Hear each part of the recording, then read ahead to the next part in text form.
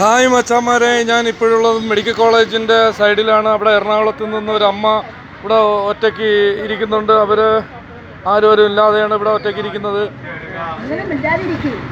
Channel കൊടുക്കുന്നതിന് ബുദ്ധിമുട്ടുണ്ടോ അമ്മ? ചാനലുണ്ട്, എനിക്ക് സ്വന്തമായിട്ട് ചാനലുണ്ട്. എനിക്ക് ചാനലുണ്ട്, 1 മില്യൺ ആൾക്കാർ കാണുന്ന ചാനലാണ്. അതുകൊണ്ടാണ് വീഡിയോ എടുക്കുന്നത്. ബുദ്ധിമുട്ടുണ്ടെങ്കിൽ ഇല്ലല്ലോ.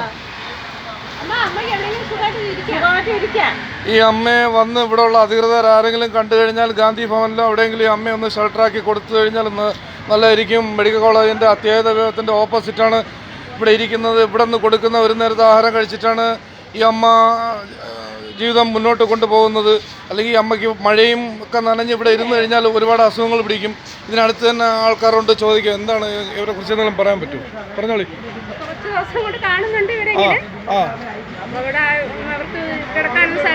ക്യാമറയിൽ നോക്കി പറഞ്ഞോളൂ. കിടക്കാനൊന്നും സ്ഥലമില്ല എന്നൊക്കെ ഇങ്ങനെ പറയുന്നുണ്ട്. അതുകൊണ്ടാണ് നമ്മളിങ്ങനെ ഇവർക്ക് വേണ്ടിയിട്ട് ഒരു സഹായം ആരെങ്കിലും ചെയ്തു കൊടുത്താൽ വലിയ ഉപകാരം. വേറെ എന്തെങ്കിലും പറഞ്ഞു? വലിയ ഉപകാരം, അത്ര നല്ലത്. അല്ല, ഞാൻ ബ്ലോഗറാണ്. ഇവിടെ വന്നപ്പോൾ ഇവരെ കാര്യം ശ്രദ്ധിച്ചിട്ടാണ് ഞാനിത് കേൾക്കുന്നത്. അപ്പോൾ അത് 12,000 പേര് എൻ്റെ ചാനൽ കാണുന്നതാണ്. കാണിച്ചു തരാം. അമ്മയ്ക്ക് ഇതുവഴി അമ്മ വിഷമിക്കണ്ട. ഇതുവഴി ആരെങ്കിലും കാണുന്നവർ ആരെങ്കിലും ഉണ്ടെങ്കിൽ അമ്മയ്ക്കൊരു സഹായം ചെയ്യും. ഈ മഴയത്ത് ഇങ്ങനെ ഇരുന്ന് കഴിഞ്ഞാൽ നിങ്ങളൊരു എനിക്ക് അമ്മയില്ല എങ്കിലും ഞാൻ അതിന് തുല്യമായിട്ട് കാണുന്നതാണ് നിങ്ങളിവിടെ ഇരുന്ന് എന്തെങ്കിലും സംഭവിച്ചു പോയി കഴിഞ്ഞ് കഴിഞ്ഞാൽ മുനിസിപ്പാലിറ്റി ഒന്ന് കൊണ്ടുപോകും. അതിന് നമുക്ക് നിങ്ങൾക്ക് എവിടെയെങ്കിലും ഒരു ഷെൽട്ടർ കിട്ടിക്കഴിഞ്ഞാൽ അത്രയും നല്ലതാണ്. അമ്മ ഒന്നുകൊണ്ടും വിഷമിക്കണ്ട. ഇത് അധികൃതർ ആരെങ്കിലും കാണുന്നുണ്ടെങ്കിൽ ഇതിനൊരു നടപടി എടുക്കും. അമ്മയുടെ സ്ഥലം എവിടെയെന്ന് പറഞ്ഞേ? സ്ഥലം എവിടെയെന്ന് പറഞ്ഞേ? എറണാകുളം. അമ്മയുടെ പേരെന്താ? അവിടെ എത്ര മക്കളുണ്ട് അമ്മക്ക്? 2 പേര്. മക്കളെന്താ പറഞ്ഞേ? പോയി ചാവാനോ? എന്താ പറഞ്ഞേ? എവിടെയെങ്കിലും പോകാൻ പറഞ്ഞോ? അടിക്കുമോ? ഉപദ്രവിക്കുമോ? ആഹാരമൊക്കെ എവിടെന്നാ കഴിക്കുന്നേ? ഇപ്പൊ ഇവിടെ വന്നിട്ട് എവിടെന്നാ ആഹാരം കഴിക്കുന്നേ?